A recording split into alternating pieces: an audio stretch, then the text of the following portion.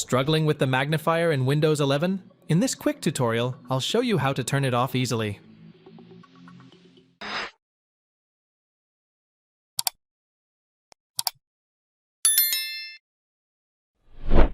Right-click the Start button and select Settings.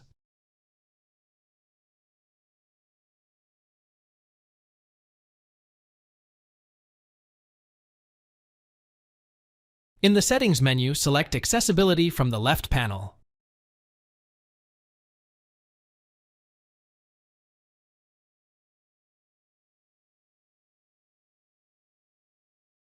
On the right, click on Magnifier.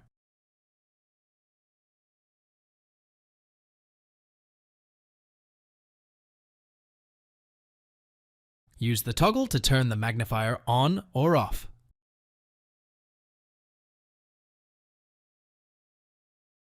Modify the zoom level to control how much the screen is magnified.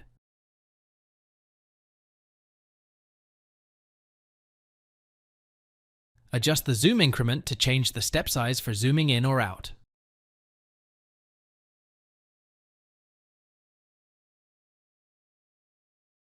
Thanks for watching. If it helps, make sure to hit like and subscribe.